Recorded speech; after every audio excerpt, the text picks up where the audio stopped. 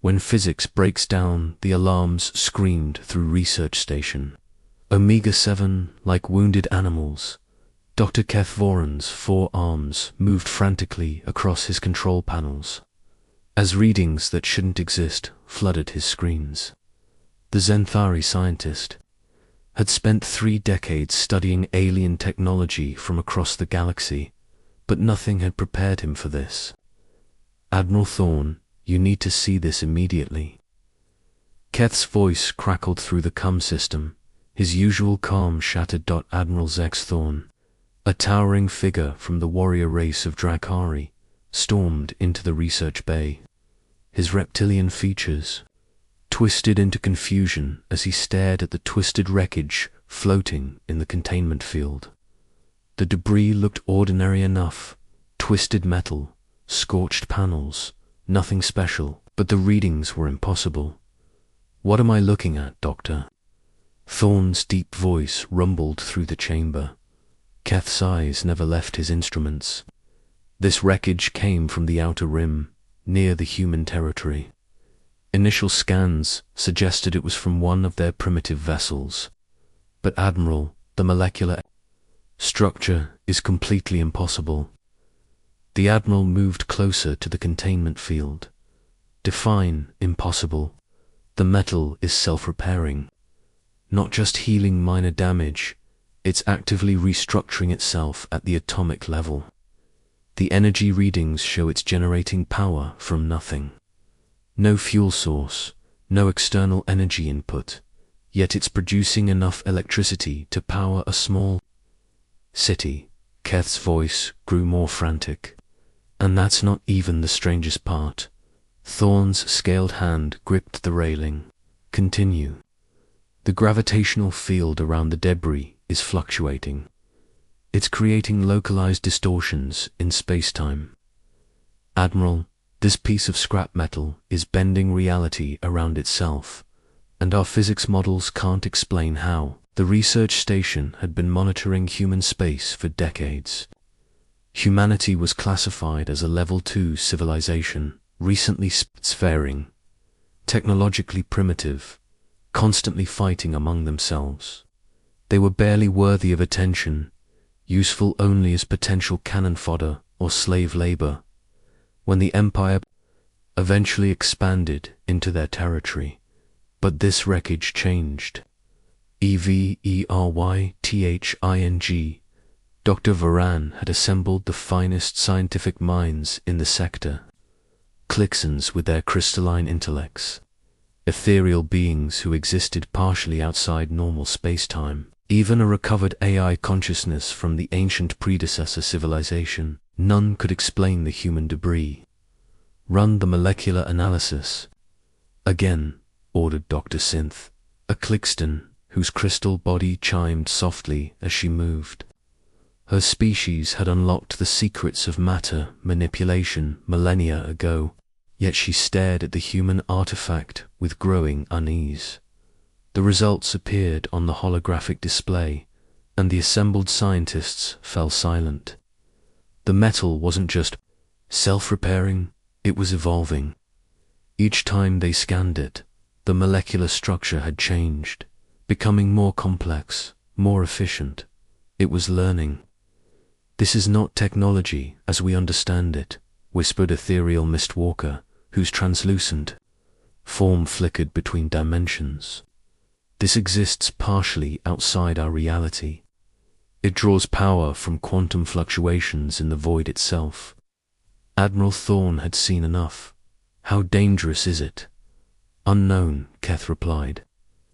But Admiral, if this is what humans consider disposable wreckage, what are their actual ships capable of? The question hung in the air like a death sentence. The Galactic Empire had built its power on technological superiority. They conquered primitive worlds by demonstrating their advanced weapons, faster than light travel, and energy manipulation. But if humans possessed technology that violated the fundamental laws of physics, everything changed. Sir, a communications officer interrupted. We're receiving reports from across the sector. Similar debris has been found near 17 other human territories, all showing the same impossible properties. Thorne's blood ran cold. 17 locations meant this wasn't an accident or a single experimental ship. This was widespread human technology. Doctor, I want every piece of that wreckage analyzed. Strip it down to the quantum level if you have to. I need to know what we're dealing with. Over the following days, the research team made discovery after discovery, each more disturbing than the last. The human metal responded to consciousness itself. When observed, it behaved differently than when left alone. It seemed aware of being studied and adapted accordingly. The AI entity they called Vex-9, a recovered consciousness from a long-dead civilization, interfaced directly with the debris. What it found defied all logic. This is not manufactured, Vex-9's synthetic voice echoed through the chamber. This was grown, cultivated. The humans have somehow merged consciousness with matter itself. They are not building technology, they are evolving it. Dr. Voron's worst fears were confirmed when they attempted to replicate the human metal. Despite having samples, despite understanding its molecular structure, despite using the most advanced fabrication technology in the galaxy, their attempts produced ordinary metal, functional but mundane. We can copy the structure, but not the essence, Keth reported to Admiral Thorne. It's as if the technology requires something we don't possess, a specific type of consciousness, perhaps something uniquely human. Admiral paced the observation deck, staring out at the stars. Human space looked the same as always. Scattered worlds, minimal traffic, no visible military buildup. But now those quiet systems felt like sleeping giants. Admiral, his aide approached cautiously. The High Command is requesting a full report. They want to know if the humans pose a threat. Thorne laughed bitterly. A threat? We don't even understand what they've created. How can we assess a threat when the technology itself shouldn't exist? The breakthrough came from an unexpected source. While analyzing the debris, Dr. Synth noticed quantum entanglement signatures that extended far beyond the research station. The metal was connected to something, a vast network spanning multiple star systems. It's not debris at all, she announced to the shocked research team. This is a node in a communication network. The humans have been watching us study it. The implications hit everyone simultaneously. The wreckage hadn't been accidentally discovered. It had been deliberately placed. Humanity had been monitoring the Empire's reaction, studying how they analyzed the impossible technology. Admiral Thorne ordered an immediate communications blackout. But it was too late. The quantum entanglement meant that everything they had learned, every test they had conducted, every private conversation about human capabilities had been transmitted across space at the speed of thought. Sir, the communications officer's voice shook. We're receiving a transmission from Earth. Audio only.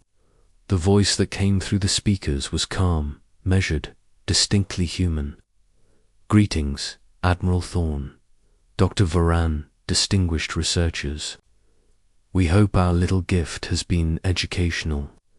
The research bay fell silent, except for the hum of life support systems. We know you've been watching our territories, studying our species, planning your eventual expansion into our space. We thought it was time to introduce ourselves properly. Admiral Thorne found his voice. What do you want? Nothing you can give us, Admiral, but perhaps there's something we can offer you. Tomorrow, at precisely 1400 hours Galactic Standard Time, a representative will arrive at your station.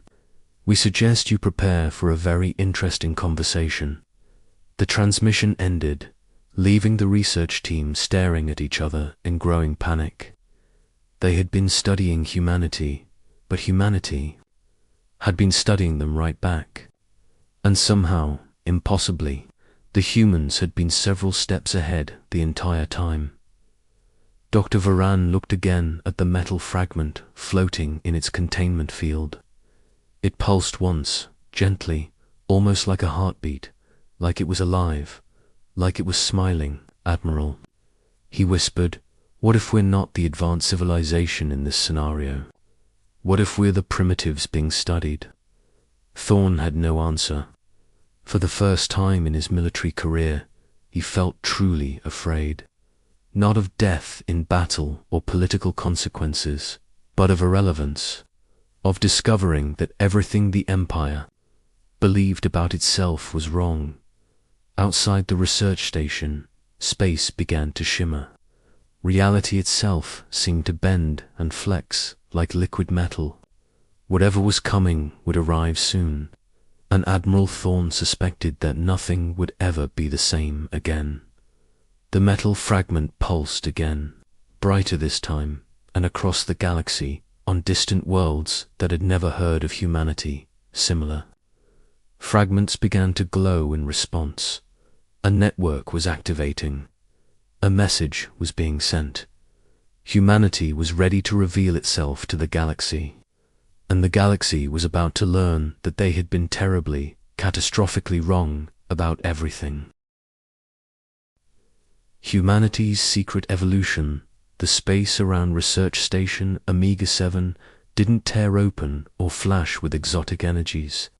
Reality simply folded, like origami made from starlight itself, and suddenly a vessel was there. It hadn't arrived, it had always been there, waiting for the right moment to exist. Admiral Thorne gripped the observation.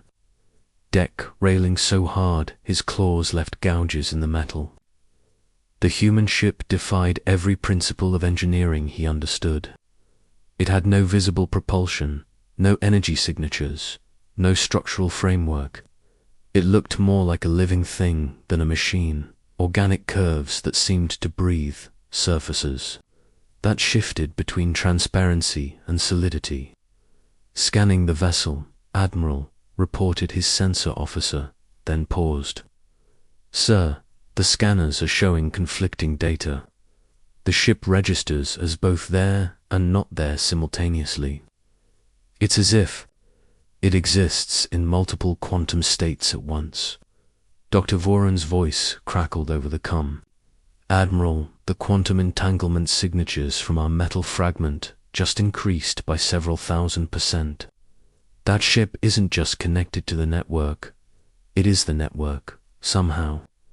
A docking request came through normal channels, polite and routine, as if impossibly advanced beings dropping by for tea was perfectly normal. Admiral Thorne authorized it, partly from curiosity, partly because he suspected refusing would be pointless against beings who could violate physics at will. The human representative who walked through the airlock looked disappointingly ordinary. Professor Elena Martinez appeared to be a middle-aged woman in simple clothing, carrying what looked like a standard data tablet. No exotic armor, no visible weapons, no signs of advanced enhancement. She could have been any academic from 100 different worlds. "Admiral Thorne, Dr. Varan," she smiled warmly, "thank you for agreeing to meet. I hope our little test hasn't caused too much confusion." "Test," Thorne's voice carried dangerous undertones. "The debris. We needed to understand how your civilization approaches unknown technology. Very thorough, by the way. Your analysis was quite impressive, even if ultimately limited by your assumptions about how reality works." She gestured to the metal fragment, still floating in its containment field. "May I?" Without waiting for permission, Professor Martinez approached the field. The moment her hand came near the containment barrier, the metal fragment began to change. It flowed like liquid, reformed itself, and suddenly bloomed into a complex geometric structure that hurt to look at directly.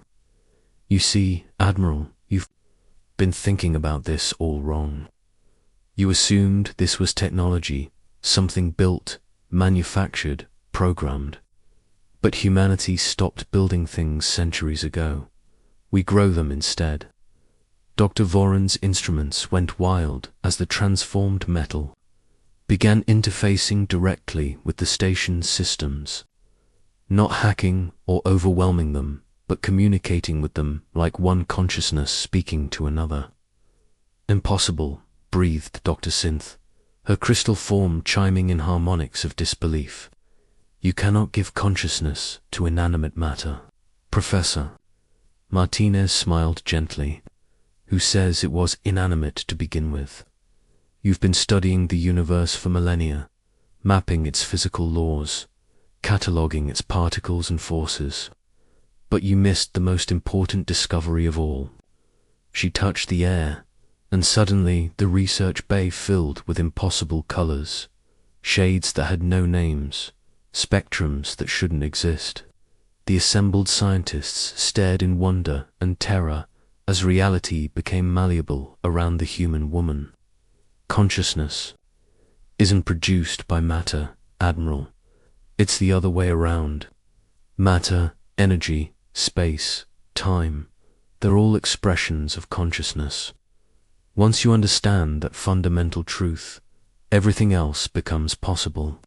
The human ship outside the station began to shift and change, its form flowing like thought made visible. What had looked like a single vessel revealed itself to be composed of millions of smaller entities, each one a fusion of consciousness and matter, working together in perfect harmony. This is how we explore the galaxy, Professor Martinez continued. Not by building ships and flying them through space, but by extending our consciousness to where we want to be. We don't travel faster than light. We convince light that distance doesn't matter. Admiral Thorne felt reality shifting round him.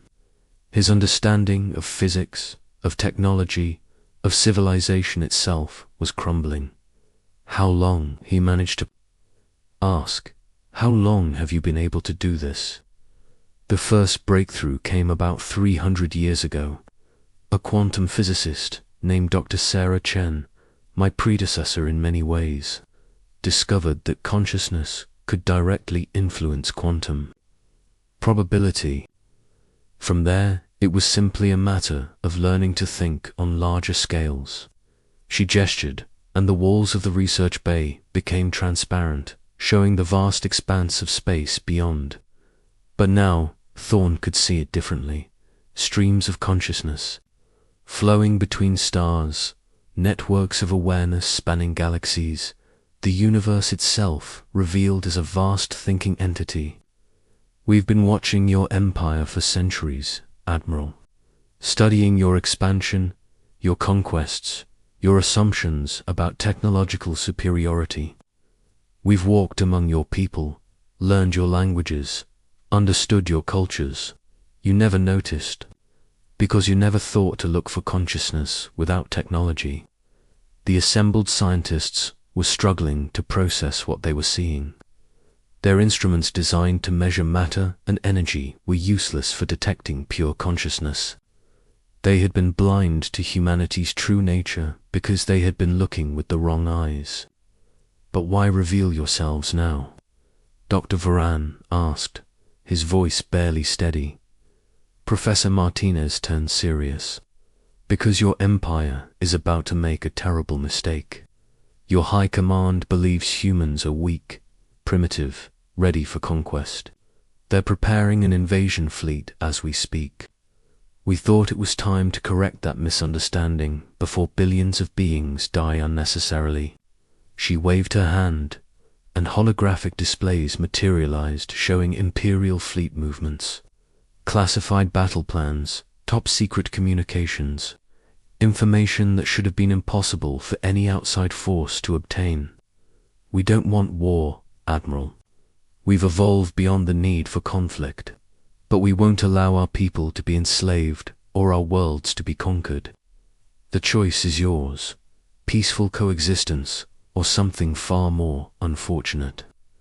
To demonstrate her point, the human ship outside began to multiply. What had been one vessel became 10, then 100, then 1,000. Each new ship was perfect, identical, real, not illusions or holograms, but actual matter, consciousness given form. This isn't a threat, Admiral. It's an invitation.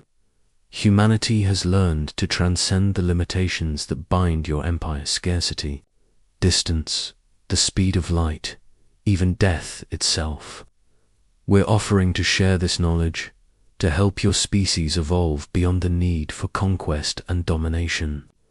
The research bay fell silent, except for the whispered calculations of Dr. Voron trying to comprehend what he was witnessing.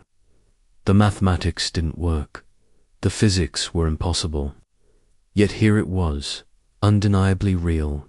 Admiral Thorne had commanded fleets that could reduce worlds to ash. He had faced enemy armadas without flinching. But standing before this ordinary-looking human woman, he felt like a child confronting the infinite cosmos. "What would you require from us?" he asked finally. "Only an open mind, Admiral. The willingness to question your assumptions about reality. The courage to evolve beyond what you thought possible." Professor Martinez smiled again. Consciousness, it turns out, is far more powerful than any weapon. And every thinking being in the galaxy has the potential to discover this truth. She began to walk back toward the airlock, then paused. "We'll give your empire time to consider our offer. But, Admiral, please understand, humanity has already evolved beyond the need for your approval or permission. We're becoming something new, something unprecedented in galactic history. The only question is whether your people will evolve with us or be left behind." As she departed, the impossible ship began to fade, not departing but simply choosing to exist elsewhere. The 1,000 duplicates winked out of existence, leaving only empty space and shattered assumptions. Dr. Voron stared at his instruments, which were still registering impossible readings. "Admiral, how do we report this to High Command? How do we explain that everything we know about reality is wrong?" Admiral Thorne looked out at the stars, seeing them now as Professor Martinez had shown them, not distant lights, but nodes in a vast network of consciousness that spanned the galaxy. Somewhere out there, humanity was evolving into something godlike, and they had offered to bring the rest of the galaxy with them.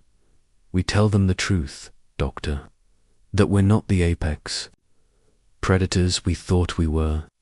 We're still learning to be truly alive." The metal fragment in the containment field pulsed one final time, then dissolved into sparkles of light that faded away like memories. It had served its purpose, opening minds that had been closed, revealing possibilities that had been hidden across the galaxy on 1,000 worlds. Similar fragments were dissolving as well. The test was complete. Humanity had revealed itself at last, not as conquerors or refugees, but as teachers offering the greatest lesson in galactic history. Consciousness was the ultimate technology, and the universe was far stranger, far more wonderful than anyone had dared to imagine.